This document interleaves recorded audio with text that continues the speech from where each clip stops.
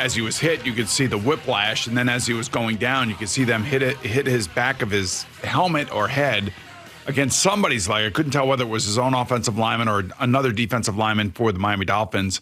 And, I just hope that it's not serious, and we'll know a little bit more today or tomorrow, I would imagine, after this MRI. And, it was just a matter of time. I think it was before he was going to get hurt. I had a number of Giant fans texting me yesterday during this game, and they were just livid and pissed off. And one Giant fan who will remain nameless basically said the Giants should be embarrassed for putting Daniel Jones out there with that offensive line. And I had to remind him, I said, do you know how many other teams in the league are dealing with the same thing that the Giants are dealing with in terms of injuries? The Jets had to deal with it yesterday out in Denver. I mean, where you got to put guys out there that you have on your roster, and you have no choice but to put them out there, especially when you start losing guys. And I've often told you a story about, me playing with my team in Philadelphia and losing 3 offensive linemen to start the game and putting a 6'6", 240-pound guy at right tackle against Reggie White.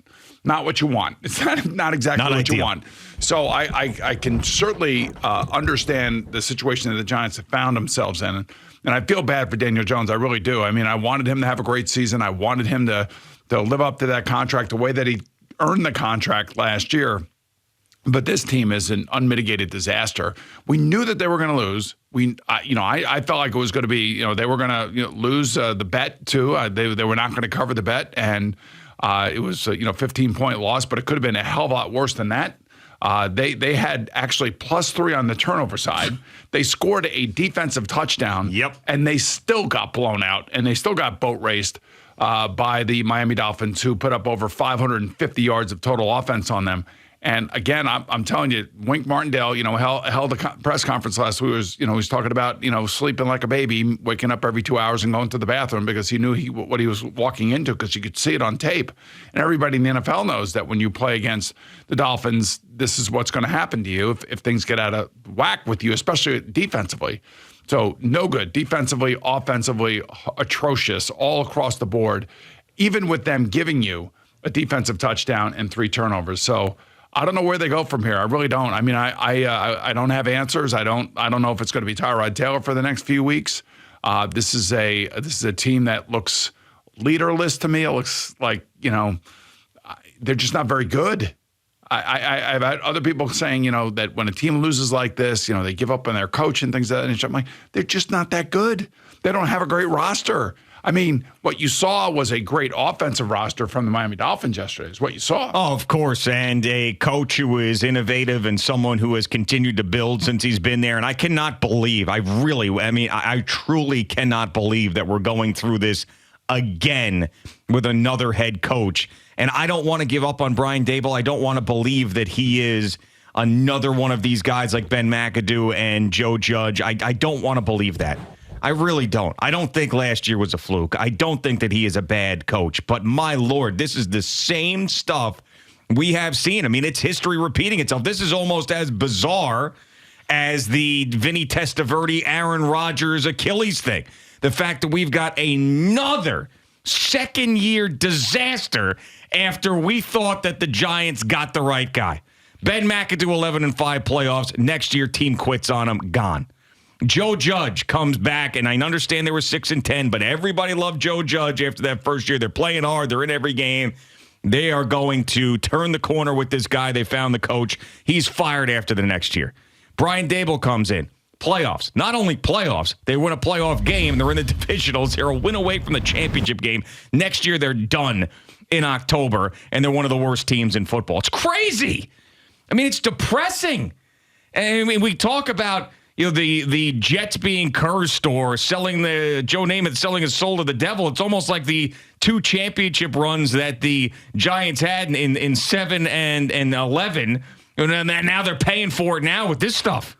It's like you guys got your moments and now you got to suffer through this garbage. You know what? The problem is, this is why, like last year, it was great that Brian Daboll got this team to the playoffs, but with the playoffs comes expectations and comes a much more difficult schedule, especially to start the season. The Giants' schedule has not been easy, and it's not going to get any easier here over the next couple of weeks. But all I know is that playoff run last year, while it was great and it was fun and it was great to be a part of, basically, kind of hid whatever problems the Giants were having, and then forced them to spend money on players that they probably wouldn't have done had they not made the playoffs. It's like one thing turns into another, and then turns into another, and then a decision has to be made. And I don't know where they go from here. It's interesting. I was doing my WEEI call this morning. You think we got it bad here? The Patriots just lost back-to-back games, the worst losses in Bill Belichick's history. Yeah. And Mac Jones looks like he's completely lost. So I'm like, I guess misery loves company. But the point being is I didn't have an answer. I don't know. What does Bill Belichick do? Like, what does Brian Daboll do when he walks into that locker room? And I've been on bad teams like this. I mean, really bad teams. And for a veteran player like I was back when I played for the Jets, I mean, it was misery going to work. And I didn't want to listen to the coaches, because everything that they were saying wasn't working. And I'm like, I don't trust those guys that are teaching me. How the hell can I trust them when I'm getting my ass kicked week in and week out? I mean, and this thing can spiral out of control, especially with a football team. And this is what we saw with Ben McAdoo. I mean, that defense essentially quit. I was guys, what was it? Jackrabbit, Janoris Jenkins was like quitting the team in the middle of practice. I mean, these things can spiral so out of control, and they're going to get the Buffalo Bills off a bad loss next week. And I understand they've got their own issues, but I mean, the Bills are going to be heavily favored in that game. And if they play poorly again, I would be very surprised. But it's ugly, man. It really is. And you know what? The scariest thing for me, if you were the Giants, is can you believe in their general manager with the way that Kayvon Thibodeau and Evan Neal are playing? All right, so I'm glad you brought this up. There was just, obviously, everybody has seen the play. It's the play where Wilkins, the defensive end for the Miami Dolphins, is outside of Evan Neal. Mm-hmm. He's got his hand on the ground. Yep. Evan Neal's your right tackle. Yep. Your job in the pass protection is to block the guy that has his hand in the dirt. It doesn't get much simpler than that. There should be no confusion whatsoever. The ball is snapped. And for some reason, Evan Neal takes a step to his left, down towards the guard.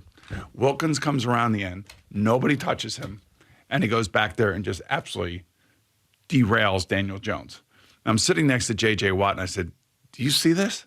And then he pulled it up on, he had his NFL Plus app or something. He pulled it up, and he goes, you mean this? I'm like, yeah. And I said, how many sacks do you think you could have against this? And he goes, Boomer, if they don't block me, I got 10 sacks in a game. I mean, there is no explanation. It's time to play some tag. That's right. There's no explanation for why a right tackle, other than he just doesn't know what he's doing. And if he doesn't know what he's doing, then he is a complete and utter problem for the quarterback. Maybe he needs to be moved into guard or something. I cannot explain the whiff. I mean, it's a guy that went to Alabama. This was a guy that was a high pick. This was a guy that had a good combine. This was a guy that probably came highly recommended by Nick Saban. I mean, how does this guy not know what he's doing? And how does he, all you have to do, like if you're a right tackle, it's not that, even JJ said to me, it's not that hard, Boomer. You got him, he's got you. That's your battle. I mean, there are offensive linemen in high school that may not be able to block that guy, but would know that they had to block that guy. They would get in front of him, and then he would steamroll him. Like, this is just the easy thing. Like, okay, this is the guy that I have to block. I mean, that is so bizarre to me that a player, 2 years in, does not know what his responsibilities are. Now, it could be a learning deficiency. It could be a million things. I don't know really what it is. A lack of concentration.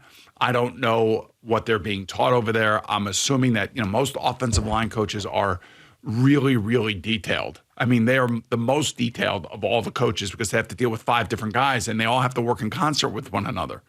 For that to happen in a game of this magnitude at this point in the season and where he is in his career is unexplainable to me. It is completely unexplainable to me, and he almost got his quarterback killed. Yeah, I mean, and this is where franchises fall back. This is where general managers get fired, and you look back at these draft picks, and when you have 2 big-time top picks in the same draft. Now, I know the Jets have their own issues, but you had Sauce Gardner and Garrett Wilson selected with those 2 top picks that Joe Douglas had, and you got Kayvon Thibodeau and Evan Neal with Joe Shane. I mean, this is a big problem. And I understand that Kayvon Thibodeau recovers a fumble I mean, he just right place, right time, whatever. This guy does not look like a player. I'm sorry. He looks stiff. He doesn't look like he is game wrecking. He doesn't look like he is really all that much of a big athlete coming off the edge. I mean, it doesn't make any sense to me how this guy was picked that high as a game wrecker and looks nothing like some of these other edge rushers. And Evan Neal is the stone worst offensive lineman we've seen in a Giants uniform since Eric Flowers. I mean, that's bad. You want to set a franchise back? Whiff on those two positions. A tackle and an edge rusher. Whiff on those, and that's almost as bad as whiffing on a quarterback. And it's just, I mean, I am legitimately like depressed over the Giants. Like, seriously.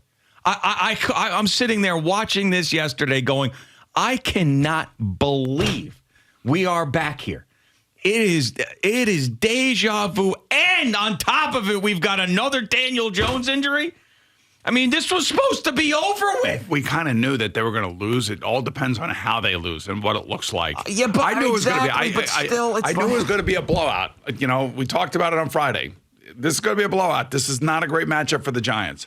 And Tua makes some mistakes, and Pinnock gets the historic interception return for the Giants, and keeps the game somewhat close. If they don't turn the ball over at all, they may hang 70 on this defense too. Yep. You could see the speed difference. You could just see it. I mean, every football fan wants to turn on and watch the Dolphins because of what you saw yesterday. I mean, they're just explosive and exciting, man. I mean, they're unbelievable, is what they are. Yeah, and they're going to be there the entire year, and that's a team that I'd love to see in Vegas this year. And it's going to be tough for them to get there. There's a lot of good teams in the AFC, but that team, if they could somehow get home field advantage, the only thing I would think about them is, is that Dolphins team, if they have to go on the road in the cold, are they going to be able to hang with, like, let's say, Kansas City, Arrowhead, they're going to win that game. But I would love to see them. They'd be fresh. It's fun. Tyreek Hill, Achane. I mean, they are just the way Tua is playing. Jalen Waddle, my God. I mean, they are just so much fun to watch. And if they're in the Super Bowl in Vegas, that's about as fresh and fun as you could possibly get. I will say that, even though their defense had a good day yesterday and they were all over Daniel Jones, I think that would probably be, their weakness would be overall if their offense isn't scoring, their defense can give up a lot of points like we saw against the Chargers and we saw that against the Buffalo Bills. And that's the way that you got to meet that offense. You got to meet it head on with your own offense. And the Giants certainly don't possess anything remotely close to that, which is really unfortunate. I know we're going to get to the Jets too. I just want to say this, the lack of awareness, situational awareness by their quarterback is stunning. It's absolutely stunning. It's stunning at the end of the first half. His casual nature, throwing the ball in bounds, not aware of what that, maybe he was aware. And if he was aware, it makes it even worse. And number two, the interception to Garrett Wilson at the end of the game could almost cost him the game. Yeah. I mean, those two plays, I'm reading, and I love Brian Costello, and it's great. I mean, it's like, well, Dak Wilson did everything that he had to do. Yeah, well, he almost lost the game. Yeah. I mean, if it wasn't for Russell Wilson, who gets the twisties in the second half of every single game, it seems like, except for the game against the Bears, that offense goes backwards in the second half and has all year long. And you could see that Sean Payton's pissed off at him, and he's really frustrated with him. I mean, that Zach Wilson performance yesterday was scary to me because those two big spots, he made two huge errors, and they're on him. He's the quarterback.